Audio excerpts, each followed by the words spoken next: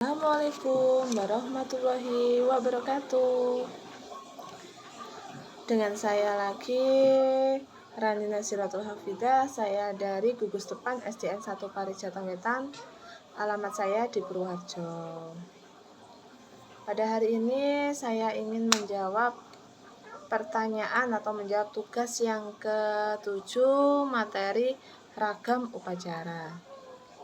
Pada materi ini ada 3 tugas. Yang pertama yaitu jelaskan jenis-jenis upacara yang ada di siaga dan penggalang. Kemudian soal yang kedua yaitu apa perbedaan dengan pramuka siaga dengan pramuka penggalang. Dan yang ketiga, jelaskan filosofi upacara sebagai alat pendidikan. Untuk soal yang pertama, jenis-jenis upacara pramuka siaga dan penggalang dapat bervariasi tergantung pada kegiatan dan tradisi di masing-masing gugus depan atau sekolah masing-masing. Namun ada beberapa jenis upacara yang umum diadakan dalam pramuka siaga dan penggalang. Yang pertama untuk upacara pramuka siaga yaitu pembukaan dan penutupan. Kemudian yang kedua upacara pengambilan tanda kecakapan. Yang ketiga upacara serah terima jabatan, dan yang keempat upacara perpisahan. Untuk pembukaan dan penutupan upacara ini dapat dilakukan di awal maupun di akhir setiap pertemuan pramuka atau setiap latihan pramuka. Biasanya melibatkan pengibaran bendera dan penurunan bendera, pembacaan janji pramuka, dan pemberian amanat atau pesan-pesan motivasi atau nasihat yang diberikan oleh pembina. Kemudian yang kedua yaitu upacara pengambilan tanda kecakapan, yaitu upacara yang dilakukan oleh seorang pramuka siaga setelah menyelesaikan suatu kecakapan atau prestasi tertentu. Upacara pengambilan tanda kecakapan dapat diadakan ini dan melibatkan anggota pramuka dengan pembina, di mana pembina memberikan suatu penghargaan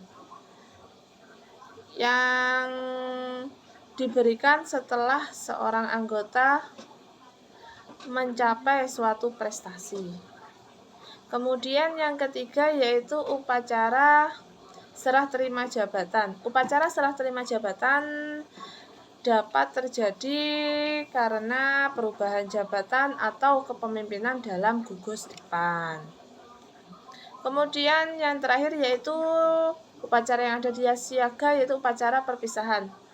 Upacara perpisahan dilaksanakan ketika seorang anggota pramuka siaga pindah ke kelompok usia yang lebih tinggi. Biasanya diadakan upacara perpisahan untuk memberikan penghormatan dan pengucapan selamat tinggal kepada mereka.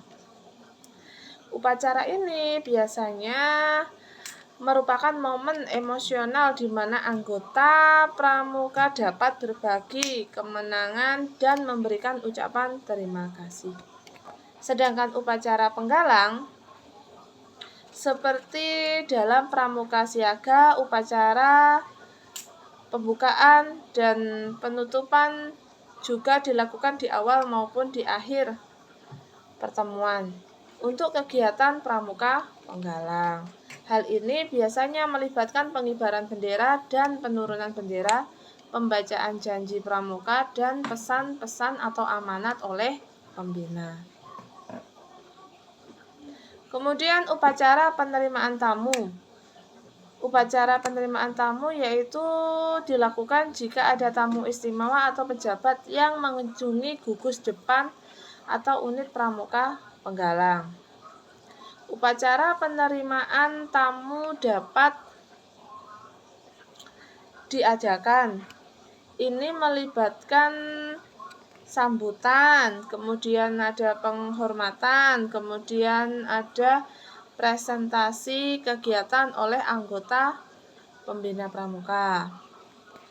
Yang ketiga yaitu upacara kecakapan. Upacara penegakan kecakapan. Upacara ini dilakukan ketika seorang anggota pramuka penggalang mencapai kecakapan tertentu. Mereka mungkin akan menghadapi tes atau presentasi terhadap kecakapan tersebut di hadapan pembina dan anggota lainnya. Yang keempat yaitu upacara pembukaan dan penutupan perkemahan. Ketika pramuka penggalang melakukan perkemahan atau kegiatan di luar ruangan, biasanya diadakan upacara pembukaan maupun upacara penutupan yang lebih formal. Upacara ini melibatkan seperti kegiatan perayaan, pembacaan janji pramuka, pengibaran, dan penurunan bendera, serta berbagai kegiatan yang menandai di awal mulanya atau di awal mulai dari acara. Itu merupakan jawaban dari jenis-jenis pramuka siaga dan penggalang. Untuk soal yang kedua, yaitu perbedaan antara upacara pramuka siaga dan pramuka penggalang. Upacara pramuka siaga dan upacara pramuka penggalang terletak pada konteks atau tingkat kematangan dan kompleksitas upacara yang dilakukan. Beberapa perbedaan utama antara keduanya yaitu yang pertama ada konteks dan tingkat kematangan. Pramuka siaga adalah kelompok usia pramuka yaitu umur 7 sampai 11 tahun. Sedangkan pramuka penggalang adalah kelompok pramuka usia pramuka yaitu 11 sampai 15 tahun. Upacara dalam pramuka siaga biasanya lebih sederhana dan disesuaikan dengan pemahaman dan minat anak-anak dalam kisaran usia mereka. Kemudian yang kedua adalah kegiatan dan presentasi. Upacara pramuka siaga cenderung lebih fokus pada pengenalan kegiatan pramuka dasar saja, pembentukan karakter, kemudian kegiatan bermain yang mendukung perkembangan anak usia dini. Di sisi lain, upacara penggalang melibatkan kegiatan yang lebih kompleks seperti perkemahan, penjelajahan alam, keterampilan, dan bertahan hidup.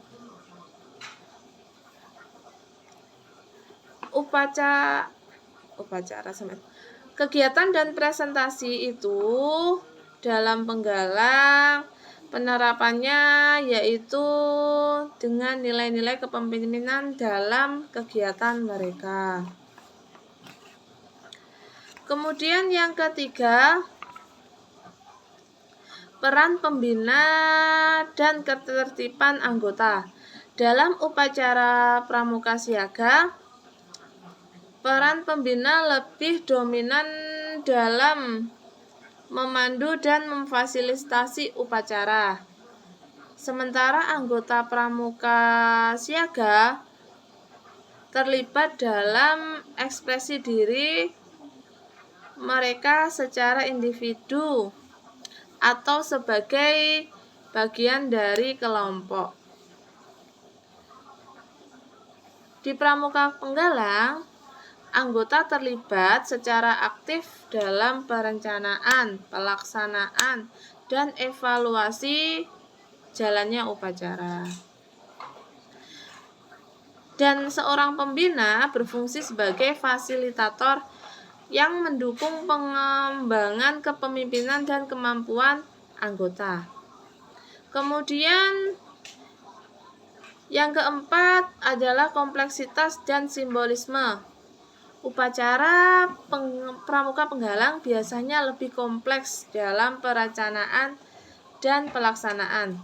Upacara tersebut mungkin melibatkan elemen seperti patroli, penghargaan, tingkat lanjut, penyematan tanda kecepatan dan lebih tinggi, dan penggunaan simbol atau atribut pramuka yang lebih maju. Pramuka penggalang juga dapat melibatkan upacara kehormatan seperti upacara bendera, perayaan ulang tahun pramuka, atau upacara penerimaan anggota baru.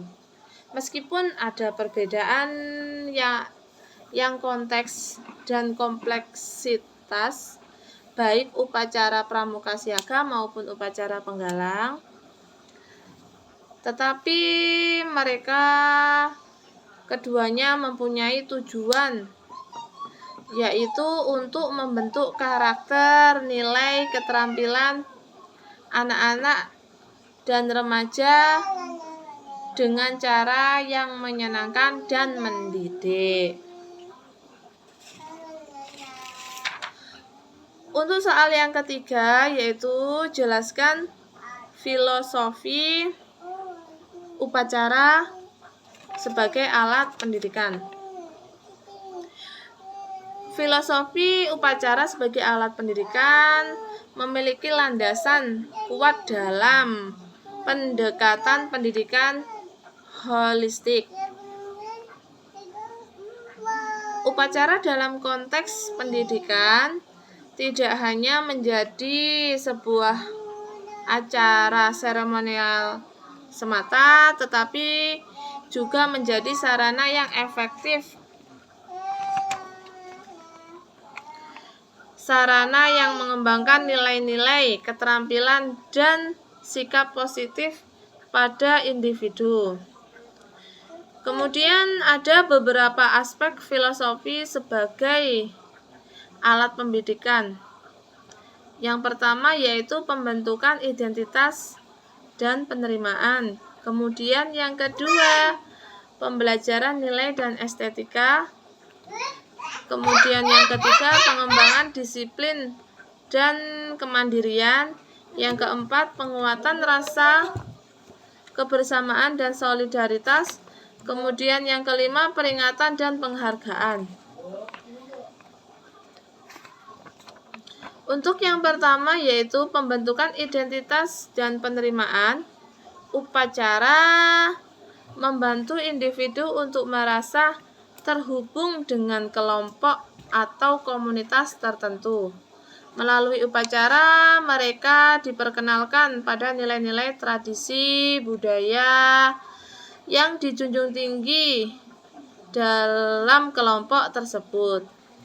Hal ini membantu dalam pembentukan identitas mereka sebagai bagian dari komunitas yang lebih besar dan meningkatkan rasa penerimaan. Kemudian yang kedua yaitu pembelajaran nilai dan etika. Upacara seringkali memuat pesan moral dan nilai yang sangat penting. Pesan ini dapat disampaikan melalui pidato, melalui teks yang dibacakan, atau simbolik dalam upacara. Pesan-pesan tersebut yang akan membantu dalam memperkuat pemahaman penghayatan individu terhadap nilai-nilai yang dijunjung tinggi dalam masyarakat yang lebih yang lebih dan membantu membentuk etika dan moral mereka. Kemudian yang ketiga yaitu pengembangan disiplin dan kemandirian. Melalui upacara, individu belajar pentingnya disiplin, keteraturan, dan tanggung jawab. Mereka juga diajarkan untuk mengikuti aturan dan prosedur upacara dengan baik, menghormati peran dan otoritas dalam jalannya upacara. Kemudian yang keempat yaitu penguatan rasa kebersamaan dan solidaritas, di mana upacara dapat memperkuat rasa kebersamaan dan solidaritas dalam kelompok atau komunitas. Kemudian yang kelima yaitu peringatan dan penghargaan. Pada saat upacara juga digunakan sebagai sarana untuk memperingati suatu peristiwa penting, mengenang masa lalu, atau memberikan penghargaan dan pengakuan kepada individu atau kelompok berprestasi. Sehingga ini dapat membangun apresiasi dan penghargaan terhadap usaha dan dedikasi yang telah dilakukan, serta memotivasi individu untuk meraih prestasi yang baik.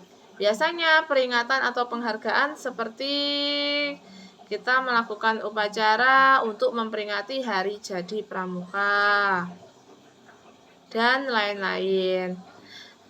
Melalui penggunaan upacara sebagai alat pendidikan, individu tidak hanya terlibat dalam kegiatan formal, tetapi juga menginternalisasi nilai-nilai dan pembelajaran yang mereka peroleh dalam konteks kehidupan sehari-hari. Hal ini dapat mendukung pembentukan karakter yang kuat, pengembangan keterampilan sosial, dan pemahaman tentang pentingnya mematuhi aturan dan etika dalam masyarakat.